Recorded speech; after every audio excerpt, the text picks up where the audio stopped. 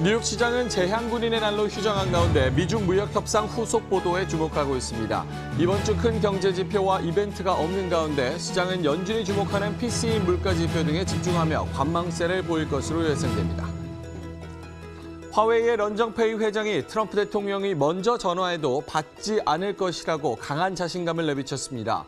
런 회장은 미국의 공세에도 승리할 것이라고 목소리를 높이며 스마트폰과 5G 분야에서 자체 칩 공급을 늘려 대안을 모색할 것이라고 밝혔습니다. 우리는 미국조차 가지고 있지 못한 기술도 보유하고 있다며 미국이 없어도 살아남을 수 있다고 주장했습니다. 외신에 따르면 FCA가 르노 측에 합병을 제안했다고 합니다. 합병 기업은 FCA가 50%, 르노가 50% 지분을 소유하는 구조가 될 것으로 보이는데요.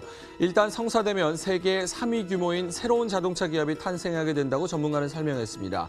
전 세계적으로 신차 수요가 줄고 있는 데다 전기차, 자율주행차 등 신기술에 대한 막대한 투자금이 필요한 현실을 고려해 대형 자동차 연합으로 규모의 경제를 이루겠다는 전략으로 해석됩니다. 트럼프 대통령과 아베 신조 일본 총리의 정상회담은 미일 동맹의 강화를 전면 부각하는 데 맞춰졌습니다. 미일 동맹이 굳건해지며 향후 미중 갈등의 최전선에 서 있는 우리 정부에 대한 선택 압박이 높아질 수 있어서 주목됩니다. 다만 트럼프 대통령은 최근 북한의 탄도미사일 발사가 유엔 결의안 위반이 아니라고 밝혔지만 아베 총리는 위반이라고 평가하는 등 두 정상 간 시각차도 드러나기도 했습니다. 네, 시청자 여러분 안녕하십니까. 해외 시각을 생생하게 전해드리는 머니투데이 글로벌랩 오늘 화요일도 힘차게 시작하도록 하겠습니다. 방송 보시고 궁금하신 점 있으실 텐데요. 인터넷 창구 이용해 보시면 어떨까요? MTN 글로벌랩, 머니투데이 글로벌랩을 인터넷에 검색을 하시면요. 저희 홈페이지가 마련되어 있습니다. 홈페이지 들어오셔서 전문가분들과 소통을 해보셔도 좋을 것 같고요. 또 저희가 24시간 또 다시 보기 컨텐츠를 올려드리고 있습니다. 놓치신 부분 코너 바이 코너로 이제 다시 보기 컨텐츠로 보시고 투자 아이디어를 더 얻어가시는 점이 어떨까 생각이 됩니다.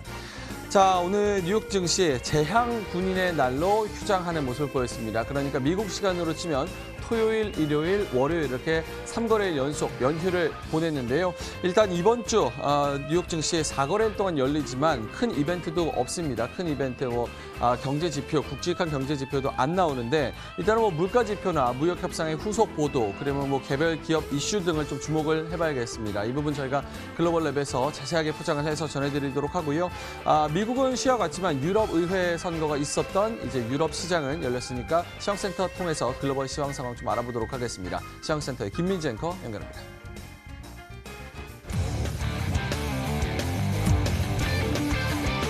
私たちは皆さんを待っています。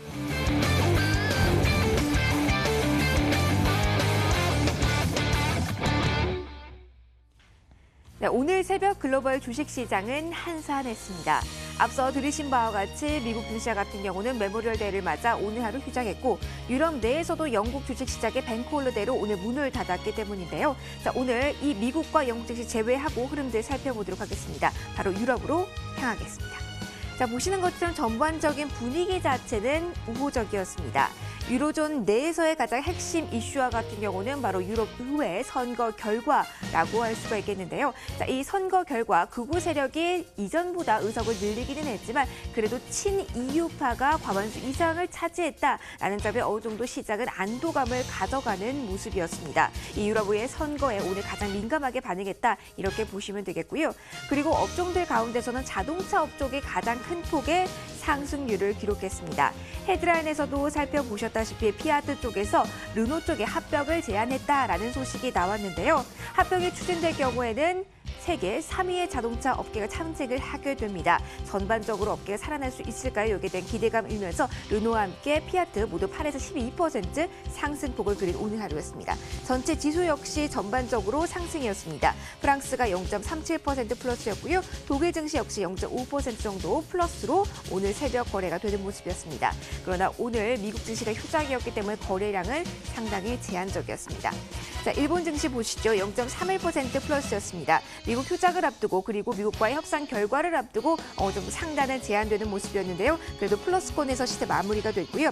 중국 상하이 종합지수 1% 넘게 올랐습니다. 경제지표 자체는 좀 부진했습니다.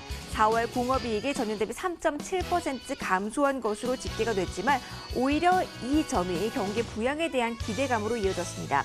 그리고 앞서 리커장 총리가 기업들의 부가가치세 낮은 수준에서 유지하겠다라고 이야기를 한 점 역시 투자 심리를 자극했다라고 보시면 되겠고요. 대만 가권지수 소폭의 상승이었습니다. 하지만 이 안에서 화해 관련주들은 일제히 좀 무너지는 모습 연속해서 보이고 있다는 점도 참고해 보시면 좋겠습니다.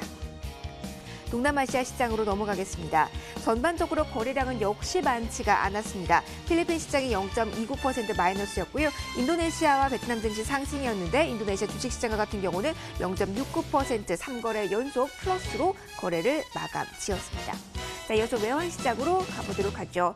유럽 의회 선거 결과에 민감하게 등락을 이어나간 모습이었습니다. 유로화는 오늘 힘겹게 1.12달러를 지켜내는 모습이었고요. 달러 인덱스 같은 경우는 소폭 강세 0.15% 오르면서 97달러선 후반대 움직임이 나타났습니다. 오늘은 마지막으로 유가 보시죠. 금융시장 전반이 한산했기 때문에 유가 같은 경우도 거래량은 많지 않았습니다. WTI 브렌트유 그러나 모두 동반해서 상승하면서 거래 마감이 됐는데요. 자, 감산 가능성이 나오고 있고 중동 쪽에서의 지정학적 리스크도 계속 부각되고 있기 때문입니다. 오늘 큰 폭의 상승 탄력 보였던 쪽은 브렌트인데요. 2% 넘게 오르면서 70달러선 위에서 거래 마감이 됐고요. WTI 역시 59달러 선에 오늘 주가 형성했습니다. 그러니까 전반적인 시장 분위기 살펴드렸습니다.